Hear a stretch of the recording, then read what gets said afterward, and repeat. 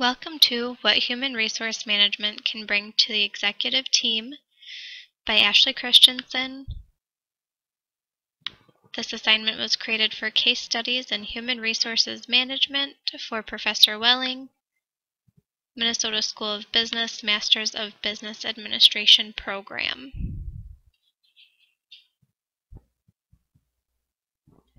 I come here today to ask consideration of the proposal to add human resource management to the executive team and why human resource management needs to be part of the executive team, directly reporting to the CEO. Throughout the presentation, you will hear the following key terms of human resources referred to as HR and human resources management referred to as HRM. Today I will discuss the three main HR practices and how HRM contributes to the organization via these practices, as well as how adding HRM to the executive team increases the ability to achieve organization goals and objectives via these practices. I will also review the three critical HR goals and how attention to and achievement of these goals positively affects the organization. I will also discuss the organization capabilities that can be achieved by having HRM part of the executive team and the competencies and behaviors the HR executive level professionals will bring to the team to achieve all of this. Finally, I will inform you on how HR brings necessary value to the executive team by aiding in effective management of human capital. At the end of this presentation, you will agree that what HR has to offer to the executive team is invaluable. There are three main human resource practices, and HRM contributes to the organization via these practices, as well as has the ability to increase achievement of organizational goals and objectives via these practices. These HR practices are grouped by practice type, which correlates with the employee group. They are perceived, actual, and intended, respectively lining up with employees, line managers, and HR professionals. With HRM as part of the executive team, meaning direct access to the CEO, the HR professionals would have readily available feedback within the executive team. This access would ensure top-down policies and intended new practices are fully in line with organizational goals and objectives. Line managers would be implementing these policies and practices as instructed. On the return end, employees' perceptions of the HR policies and practices have a clear line of communication back to the top, which aids in achieving critical HR goals and increasing organizational capabilities, which will be discussed next.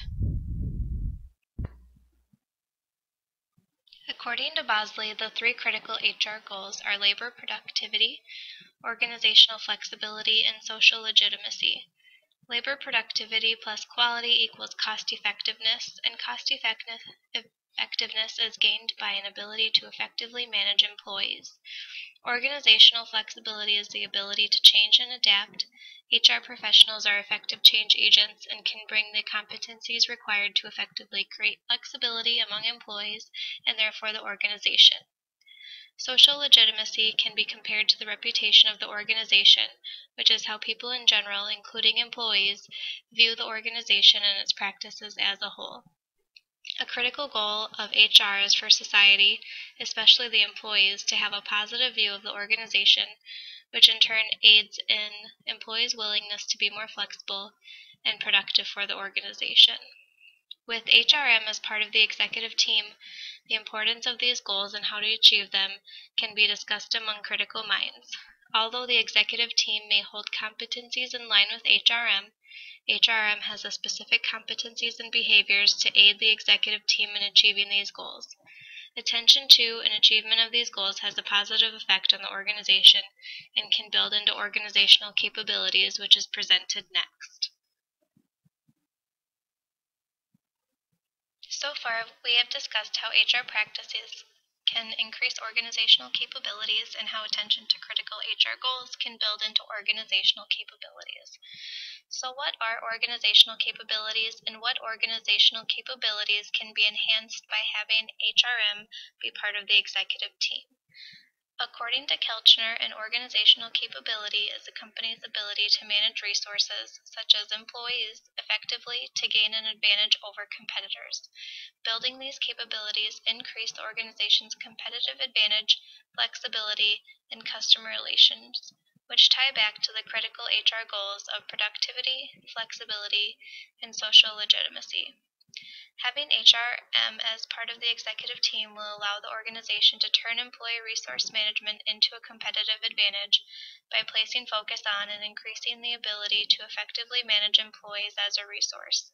The organization has a better outlook of managing its employees effectively with HRM as part of the executive team. HRM will contribute to organizational capabilities by bringing to the executive team competencies and behaviors that create an environment for effective employee management.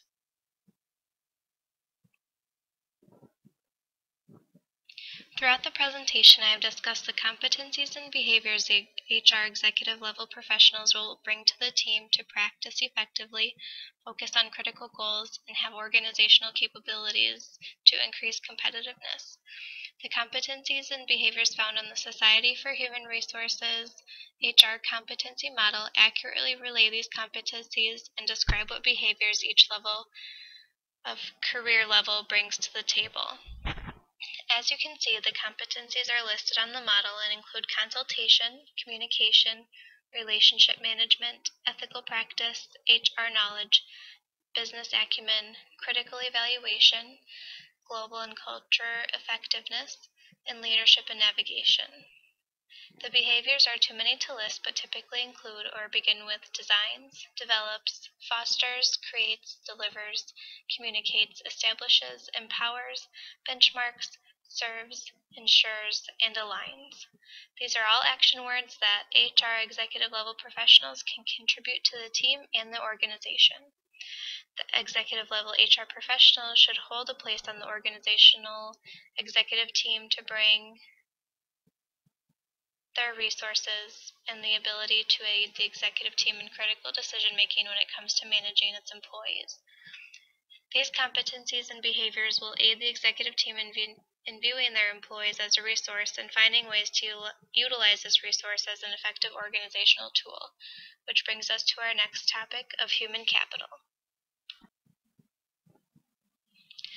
Everything discussed here today contributes to the fact that HRM has the capability to aid the executive team in effectively managing the human capital of the organization. The first step in effectively managing employees are to view them as the assets they are by managing human capital as any other resources managed. Having HRM on the team will not only aid leadership in viewing our employees, especially frontline employees, as an asset that is worth of financial support, but the realization of employees being an asset worth financial support will aid in effective recruitment and retainment of employees. As part of the executive team, HRM will be able to more effectively develop employees as well as comprehensively evaluate and manage the human capital so their actions positively impact the organization and directly support organizational strategy to meet goals and objectives.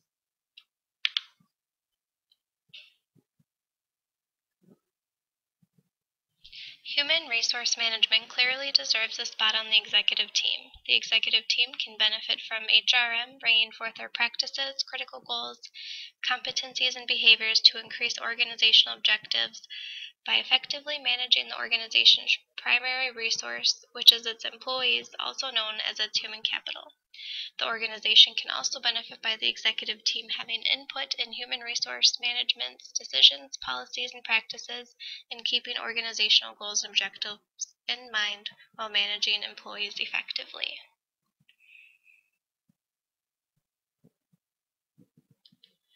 Thank you for listening to this presentation and for your consideration.